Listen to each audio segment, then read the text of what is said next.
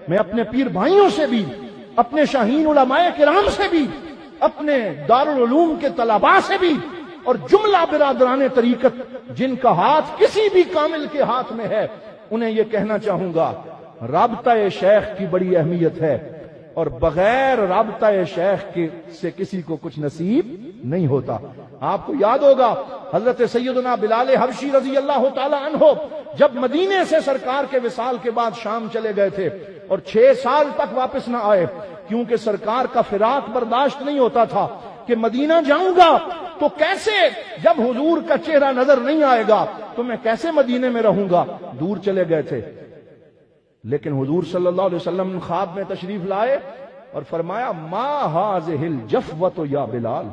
اے بلال یہ کیا بے وفائی ہے، اے بلال تو مجھے ملنے کیوں نہیں آتا۔ اس خواب سے یہ عقیدہ سرکار نے دے دیا کہ جو اللہ کے برگزیدہ بندے ہوتے ہیں یہ نہ سمجھو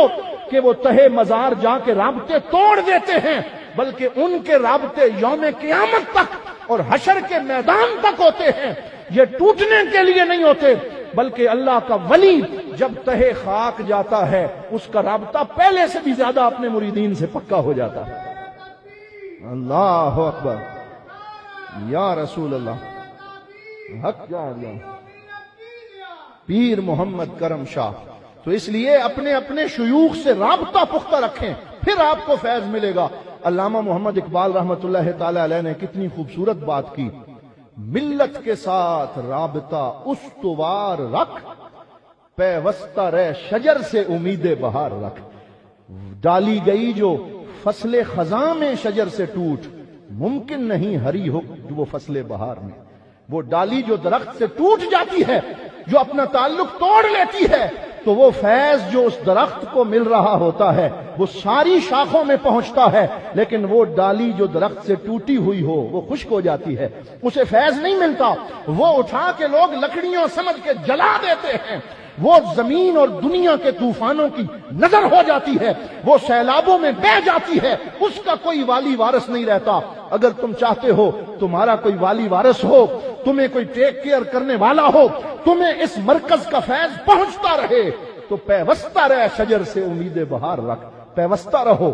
آتے جاتے رہو، نظر آتے رہو، بزرگوں سے ملتے رہو، ان کی نظر کا فیض لیتے رہو۔ تم جہاں بھی رہو گے تمہیں مرکز کا فیض پہنچتا رہے گا، تم ہرے بھرے رہو گے، تم شاداب رہو گے۔